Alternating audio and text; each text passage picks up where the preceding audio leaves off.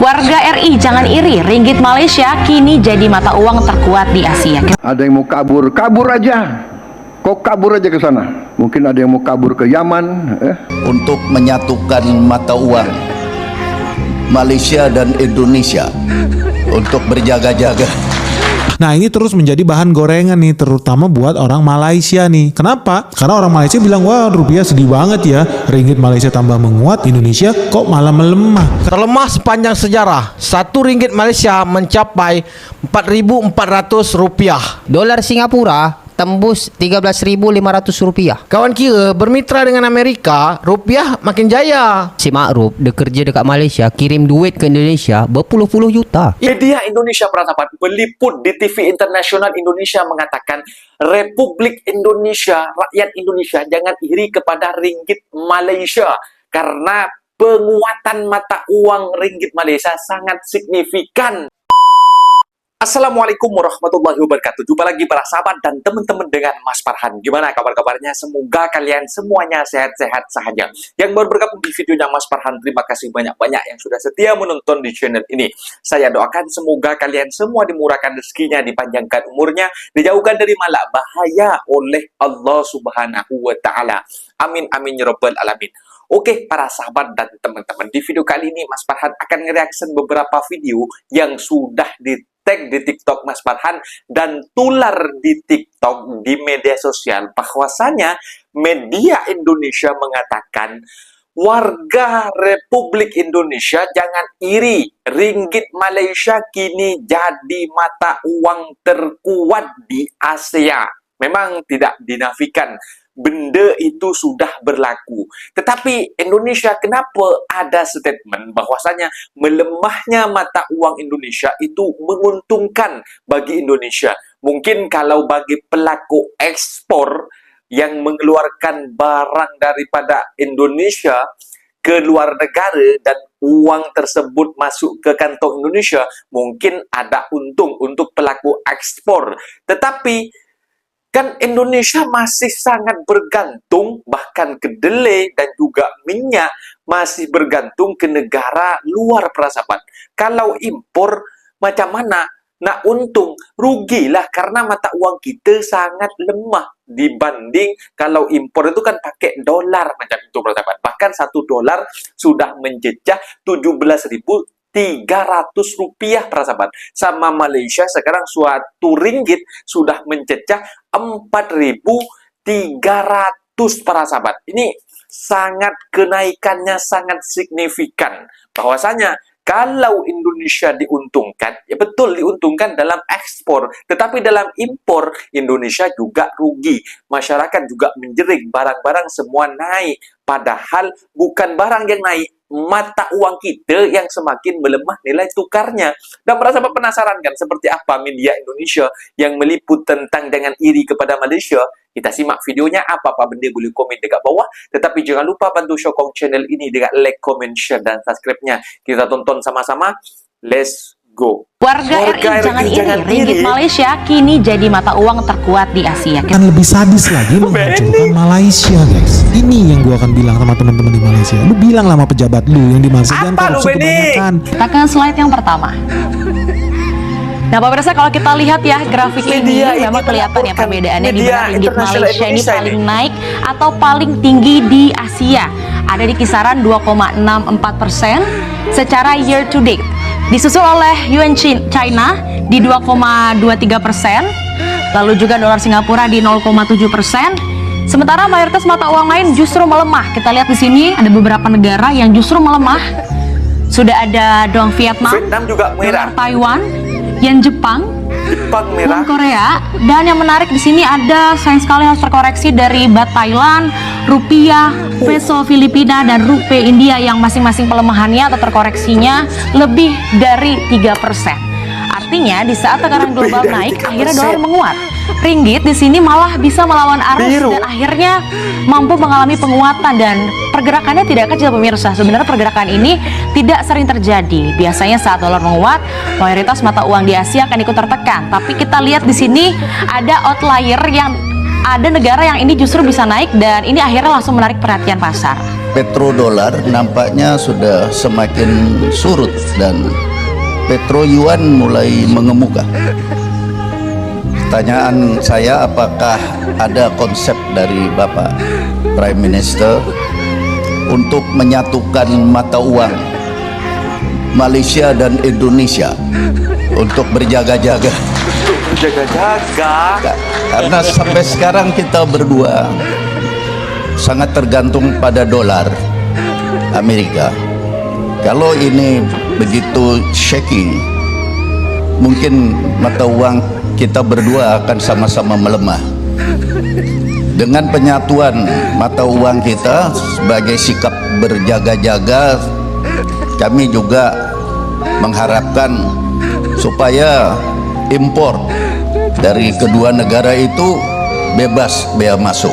Nilai rupiah Indonesia sudah menyentuh 17.300 per 1 dolar, teman-teman. Dan Menteri Keuangan Purbaya Yudisadewa tegaskan bahwa urusan nilai tukar rupiah ini bukan tanggung jawab pemerintah, melainkan kewenangan Bank Indonesia. Dan ini tuh disampaikan oleh beliau bahkan sejak Februari yang lalu. Ia mengatakan bahwa Menteri Keuangan memang nggak bisa melakukan intervensi langsung terhadap pergerakan kurs. Ia menyarankan wartawan untuk bertanya langsung ke Bank Sentral mengapa rupiah melemah padahal arus modal asing cukup besar. Lalu sebenarnya apa yang terjadi? Pelemahan rupiah ini dipicu oleh kombinasi beberapa faktor, teman-teman. Dari sisi global, ada ketegangan geopolitik di Timur Tengah ya, khususnya antara Amerika Serikat dan Iran, yang mendorong kenaikan harga energi dan membuat dolar Amerika Serikat semakin diminati sebagai aset yang aman. Ditambah lagi dampak kebijakan tarif resiprokal dari pemerintahan Trump yang menciptakan ketidakpastian di pasar keuangan dunia. Sementara dari dalam negeri, kepercayaan pasar terhadap Bank Sentral juga sempat terguncang ketika DPR menyetujui Thomas Jiwandono, keponakan Presiden Prabowo, sebagai Deputi Gubernur Bank Indonesia pada Januari 2026. Banyak pelaku pasar yang menilai langkah ini berpotensi mengganggu independensi Bank Indonesia. Menkeu Purbaya sendiri membantah hal ini dan mengatakan rupiah sudah melemah sebelum penunjukan tersebut. Di sisi lain, Bank Indonesia memang sudah melakukan berbagai upaya stabilisasi, mulai dari intervensi di pasar valuta asing, baik domestik maupun offshore. Ini menunjukkan batas pembelian tunai dolar dari 100.000 menjadi 50.000 dolar per orang per bulan, serta mempertahankan suku bunga di level 4,75%. Gubernur Bank Indonesia Peri Warjio menyatakan cadangan devisa masih cukup dan meyakini rupiah akan stabil bahkan cenderung menguat ke depannya. Namun sejumlah ekonom menilai stabilisasi rupiah ini tidak hanya dapat mengandalkan Bank Indonesia saja, tapi dibutuhkan sinergi yang nyata antara kebijakan moneter dan fiskal dengan Bank Indonesia. Jadi pertanyaannya, sekarang apakah koordinasi antara pemerintah dan Bank Indonesia sudah cukup kuat atau justru masih saling lempar tanggung jawab? Ada yang mau kabur, kabur aja.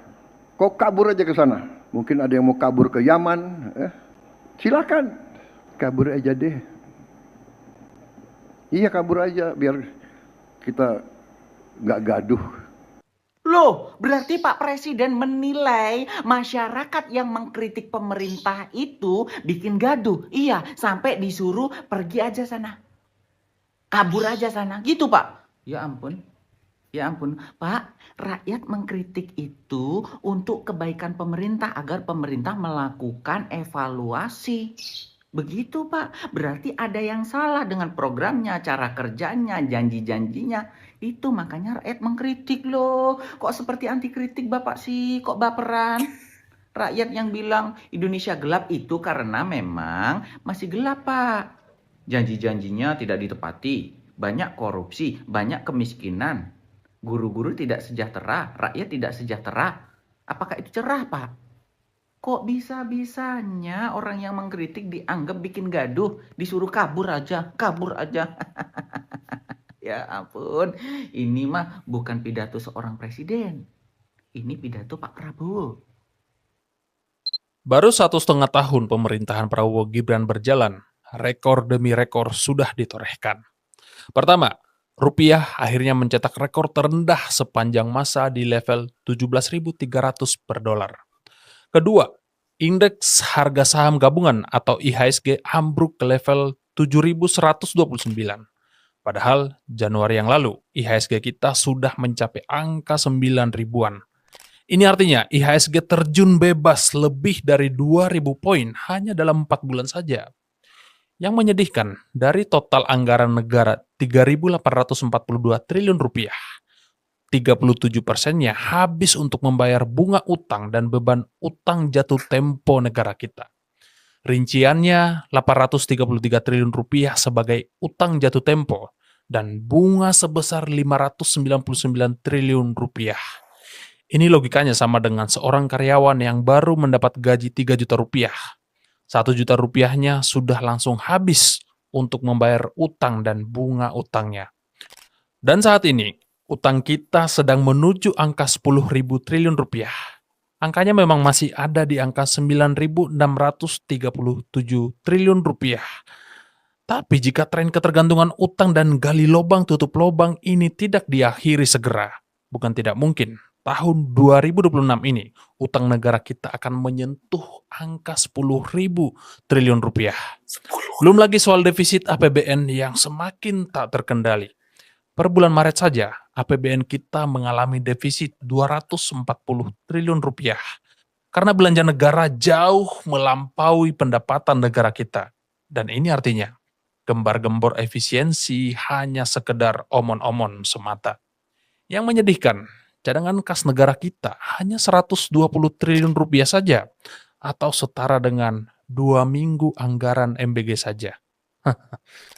Angka-angka ini menunjukkan sekalipun kita berupaya memanipulasi kata-kata di depan kamera, kekuasaan sebesar apapun tidak akan pernah bisa memanipulasi pasar. Kita harus akui, efisiensi hanyalah omon-omon jika proyek MBG dan Koperasi Desa Merah Putih tidak segera diefisiensikan untuk mengurangi beban fiskal kita. Memang kondisi ini sedikit banyak dipengaruhi oleh situasi global dan perang di Timur Tengah. Tetapi, andai pemerintah kita lebih hati-hati dalam mengelola keuangan negara, rasanya rupiah kita tidak akan selemah ini saat ini. Tidak ada yang menginginkan krisis terjadi. Kita hanya ingin negara kita harus jujur agar rakyat siap dalam kondisi terburuk sekalipun. Nah guys, lu setuju nggak? Kalau Selat Malaka kita bagi 2 sama Amerika Serikat karena mereka preman paling kuat di muka bumi ini. Gila sih Benik. Mereka punya kapal selam, mereka punya kapal nuklir, mereka punya kapal induk. Ya dibanding kita bagi hasil sama Malaysia Singapura, mendingan kita bagi hasil sama bosnya Singapura, sama bosnya Malaysia Amerika Serikat. Lalu udah tahu lah majikannya Malaysia kan Amerika Serikat. Kenapa nggak kita langsung cut the deal aja ya, bagi 2 sama Amerika Serikat. Mumpung Donald Trump ini kan bisnismen sejati. Tahu lah tinggal berapa persen aja komisi buat dia. Lu setuju gak sih kalau kita bagi 2 aja penghasilan 3,4 kuadriliun per tahun dengan Amerika Serikat? Dan yang paling penting guys, menurut kalian ya, jujur aja lah, seandainya Amerika kesel banget ya sama Cina, kan dia yang digangguin negara lain ya, kayak Venezuela. Venezuela minyaknya kan diimpor ke Cina, dibom lah si Venezuela. Iran pun juga begitu. Negara-negara yang bersahabat dengan Cina digangguin lah. Nah menurut lu ya, sejujurnya mungkin gak ya Amerika melakukan blokade di Selat Malaka demi buat gangguin Cina? Dan kalau itu terjadi, sebetulnya Indonesia berbahaya nggak sih posisinya? Lu setuju nggak kalau kita bikin skenario? Aku nggak setuju, Benik. Selat Malaka di blokade, Indonesia itu terganggu atau enggak? Atau justru Indonesia tenang-tenang aja guys? Atau jangan justru Selat Malaka ini lebih penting buat Cina guys dan Amerika Serikat? Gimana nih guys menurut lu? Lu setuju nggak sih kita bikin tarif jalan tol juga di sana? Tapi harus sadar diri ya, kita juga nggak punya militer yang kuat. Kita nggak punya cukup rudal, drone, nuklir bahkan. Lu setuju nggak kalau kita bagi 2 dengan Amerika Serikat atau bagi 3 dengan Malaysia dan Singapura? Atau lu ada solusi lain nih, gimana caranya Indonesia bisa dapat cuan dari Selat Malaka? Sharing dong pandangan kalian di kolom komentar di bawah. Rupiah terendah sepanjang masa, IHSG anjlok, saham-saham bank pada merah. Apa sebenarnya yang terjadi dengan Indonesia? Well, ini bukan cuma soal perang di Timur Tengah lagi. Gue yakin kalian juga tahu masalahnya ada di dalam negeri kita sendiri. Faktanya rupiah itu jatuhnya lebih dalam dari negara Asia lain. Kalian bisa cek. Ini artinya ada PR domestik yang belum beres. Defisit anggaran yang melebar dan kepercayaan investor terhadap kondisi fiskal kita yang mulai goyah. Ini yang bikin rupiah dan IHSG kita lebih rentan dari negara-negara tetangga. Padahal di tanggal 10 April, Bloomberg Intelligence bilang kalau rupiah kita itu sebenarnya undervalue 8,4%. Nilai wajarnya harusnya di 15.668 per dolar. Artinya secara fundamental, rupiah kita seharusnya jauh lebih kuat dari ini. Dan ini yang paling terasa langsung. Di tanggal 23 April, asing keluar dari pasar saham Indonesia hampir 1,4 triliun. Dan tepat di Jumat siang ini, baru setengah hari nih, setengah hari perdagangan, BBCA udah dijual 1,3 triliun. Gak heran harganya langsung ambles ke 6 ribuan. Setiap dolar yang ditarik keluar itu bikin permintaan dolar naik dan rupiah makin tertekan. Bank Indonesia sendiri udah intervensi pakai cadangan devisa. Tapi akibatnya, kalau kalian lihat, cadangan devisa kita turun hampir 8 miliar dolar hanya dalam waktu 3 bulan. Dari 156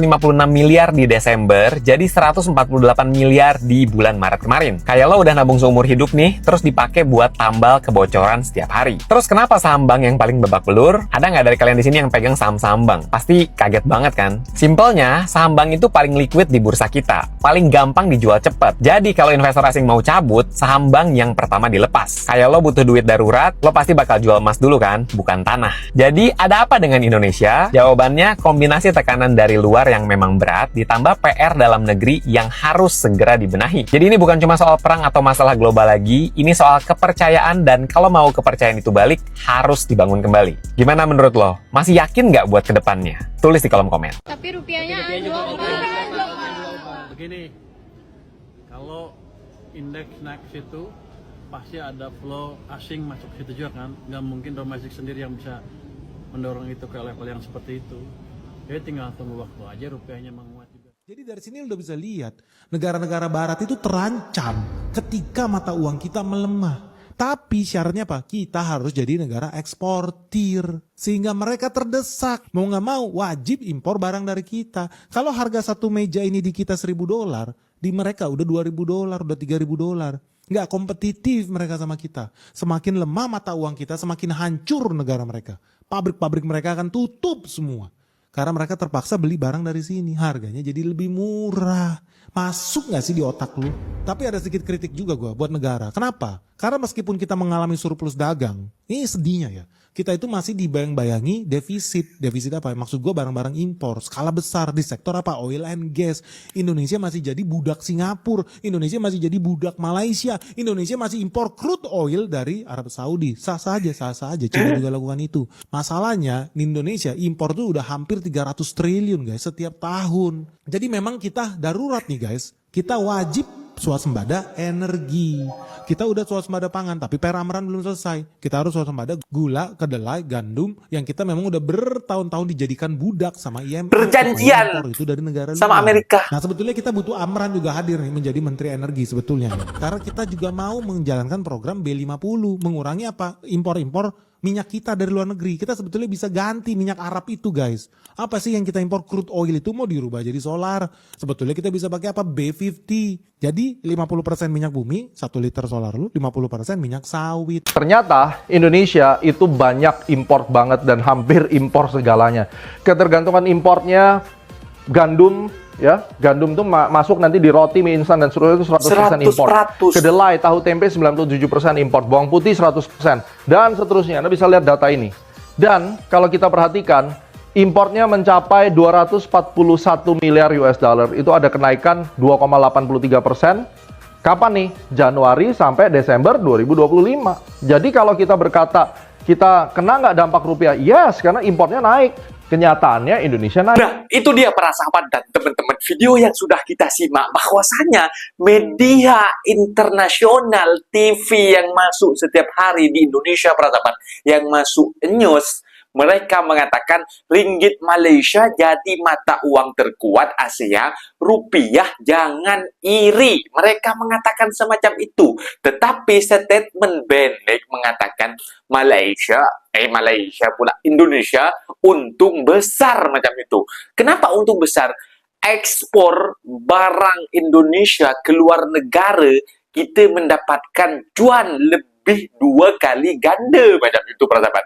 Dan apakah gak memikirkan bahwasannya Indonesia masih sangat bergantung kepada impor barang yang mendatangkan dari luar negara masuk ke negara Indonesia, yang Indonesia masih sangat bergantung macam itu. Kalau tidak impor, Indonesia akan mati. Itu para sahabat. Itulah para sahabat, melemahnya mata uang Indonesia, Indonesia akan terkena dampaknya bayar barang tersebut, akos barang yang masuk ke Indonesia dengan tukar dolar sekarang 17.300 para sahabat. Itu yang terkena dampaknya. Ya mungkin kalau yang dikatakan eksportir, tak semua orang tak semua orang menjadi businesswan macam itu, menjadi businessman macam itu dekat Indonesia. Semua orang itu masih kebanyakan dekat Indonesia, negara berkembang, rata-rata masih menjadi penduduk biasa macam itu, warga biasa yang terkena dampaknya karena Indonesia membayar barang impor yang datang ke Indonesia dengan rupiah yang sangat lemah, dengan 2 kali ganda para sahabat. Maka warga yang terkena dampaknya karena pembeliannya barang sangat mahal, ya diecerkan ke warga negara Indonesia dengan harga sangat 2 kali ganda juga macam itu. Warga yang terkena dampaknya, para exporting ya happy, mereka tambah kaya, tetapi warga masyarakat yang menderita, yang tercekik macam itu. Benek ini, cobalah si Benek ini jangan menyibuk tentang Malaysia. Selalunya menyibuk Malaysia, Singapura macam itu. Bahwasanya negara yang si Benek selalu sibuk, yang dikatakan Singapura tak ada minyak, tak ada batu bara, tak ada gas, tak ada air sekalipun katanya si Benek. Tetapi mereka masih dikatakan negara semakmur, bahkan memberikan utang terbesar ke Indonesia, Singapura. Tetapi si Benek malah mengatakan semacam itu. Kita harus memperbaiki. Betul yang dikatakan Indonesia kaya raya. Memang tidak dinafikan Indonesia kaya raya, tetapi salah digunakan dan kurangnya untuk pengelolaan ekonomi terbaik macam itu para sahabat. Jadi pemerintah Indonesia untuk pergantian Perdana Menteri di Indonesia, Presiden macam itu ketika nak mencalonkan saja, kata-katanya itu akan menciptakan lapangan pekerjaan, akan memajukan negara Indonesia. Sampai sekarang tepuk kepala para sahabat, bahkan mengatakan dari saking malunya sekarang Indonesia masih aman-aman saja macam itu. Ketika menteri-menteri mengeluarkan statement, ketika mata uang sudah sangat merosot, masuk ke jurang para sahabat, sudah terlemah sepanjang sejarah. Bayangkan 17.300 ringgit Malaysia 4.300, harap-harap nanti sampai 5.000 nanti. Aduh, mati pokoknya Indonesia ini nanti kalau semacam ini. Harus diperbaiki. Dan juga masyarakat, juga konten kreator daripada Indonesia sendiri mengkritik pemerintah agar menjadi evaluasi, menjadi tanda darurat kepada pemerintah, peringatan agar diperbaiki dalam perekonomian di Indonesia. Bukan setakat benci kepada negara kita macam itu para sahabat. Diperbaiki ekonominya macam itu. Mungkin videonya sampai di sini para sahabat, dan teman-teman apabila ada kata benda yang silap, Mas Farhan minta maaf sebesar-besarnya. Mohon dibenarkan di kolom komentar. Saya undur diri. Assalamualaikum warahmatullahi wabarakatuh.